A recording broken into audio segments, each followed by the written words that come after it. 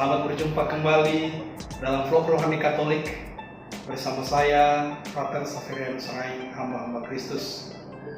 Saudara-saudara yang dikasihi oleh Tuhan kita Yesus Kristus, Allah Bapa senantiasa menawarkan keselamatan kepada siapapun, kepada setiap orang, kepada setiap bangsa. Namanya sebuah tawaran, pasti ada yang menerima, karena juga ada yang menolak. Dalam Injil hari ini yang diambil dari Injil Matius pasal 21 ayat 33 sampai 43, kita bisa menyaksikan dan menyimak bagaimana Yesus menjelaskan hal itu melalui perumpamaan. Dalam perumpamaan ini ada seorang tuan tanah yang dalam kitab suci adalah disebut pemilik kebun anggur, menyewakan kebun anggurnya kepada penggarap-penggarap dengan tujuan agar melalui usaha penggarap-penggarap ini, kebun anggur itu menghasilkan banyak buah dan kemudian si pemilik ini mendapatkan bagiannya. Tetapi apa yang terjadi saudara-saudara? Ketika tuan pemilik kebun anggur itu meminta haknya lewat para pembantunya, para penggarap-penggarap ini lupa diri dan kemudian mengusir pembantu-pembantu si tuan. Juga ada yang dipukuli, bahkan ada yang dibunuh. Bahkan ketika si tuan mengutus anaknya sendiri dengan pikiran mungkin mereka akan lebih menyegani, menghargai dan menghormatinya, penggarap-penggarap ini justru membunuh anak si tuan pemilik kebun anggur tersebut. Saudara-saudari yang dikasihi oleh Tuhan kita Yesus Kristus, melalui perumpamaan ini sebenarnya sedang dikatakan oleh Tuhan Yesus mengenai orang-orang Yahudi yang tidak tahu diri. Mereka mendapat tawaran dari Allah, tetapi menolak tawaran keselamatan itu. Buktinya mereka menolak hadiran Yesus yang datang ke dunia, yang diutus oleh Bapa untuk mewartakan keselamatan.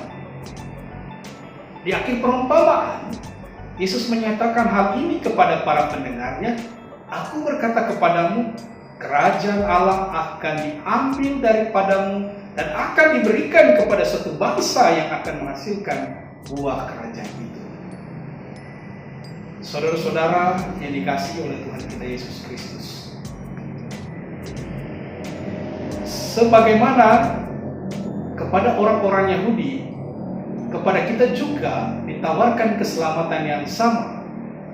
Kalau kita menerima tawaran itu, artinya kita punya tugas untuk mengembangkan tawaran keselamatan itu dengan menghasilkan buah berlimpah atau buah yang banyak. Tetapi perlu diingat, buahnya harus dipersembahkan kembali kepada Tuhan. Kita tidak boleh memilikinya untuk diri kita sendiri saja. Apa wujud nyata tawaran keselamatan yang bisa kita terima dari Tuhan? Banyak hal sebenarnya yang merupakan wujud tawaran keselamatan dari Tuhan.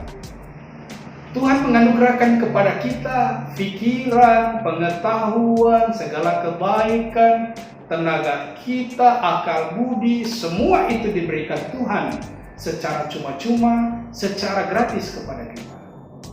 Tetapi seringkali kita mengabaikan itu, tidak menggunakan itu, atau kalaupun kita menggunakannya, kemudian menghasilkan, kita lupa bahwa semuanya itu berasal dari Tuhan.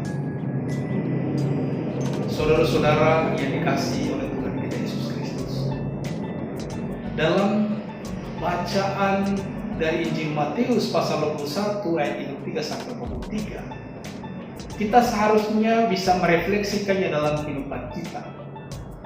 Apakah kita yang telah dipanggil oleh Kristus untuk menjadi pekerja kebun anggurnya telah benar-benar menjalankan bagian kita? Kristus telah mendirikan gereja Katolik seperti kebun anggur dan memperlengkapinya dengan kebenaran doktrin dan juga sakramen seperti tembok yang dipasang mengelilingi kebun anggur untuk melindungi umat Allah. Kristus juga telah mendirikan menara jaga, yaitu magisterium gereja atau ajaran gereja, sehingga tidak ada yang tersesat karena mengetahui kebenaran secara pasti. Sekarang tinggal kembali kepada para penggarap atau pekerja kebun anggur untuk dapat melakukan pekerjaannya secara konsisten dan terus-menerus, sehingga pada waktunya anggur yang murni, manis, dan semerbak dapat dihasilkan.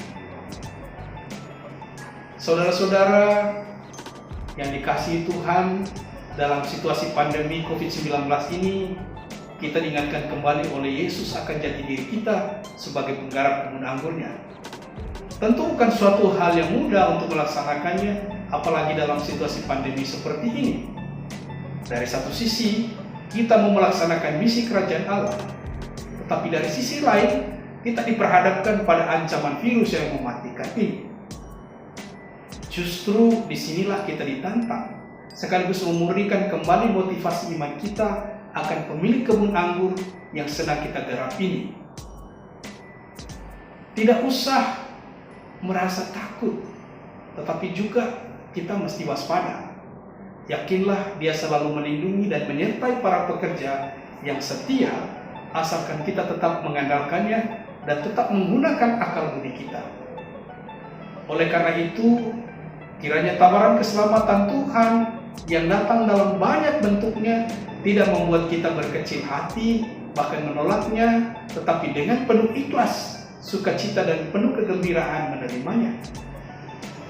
Karena dengan hati yang ikhlas dan gembira, kita dapat mengembangkannya secara maksimal, membuat kebun anggur pelayanan kita berbuah berlimpah-limpah. Orang boleh menikmati buah pelayanan kita dengan penuh sukacita, penuh kegembiraan, dan bahkan mengantar orang-orang itu lebih dekat kepada pemilik kebun anggur itu. Saudara-saudara, bukankah Tuhan selalu menawarkan kepada kita kebun anggurnya? Ini kebun anggurku, garaplah. Nah, saudara-saudara, tunggu apa lagi? Tuhan sang pemilik anggur selalu menanti jawaban kita. Semoga demikian.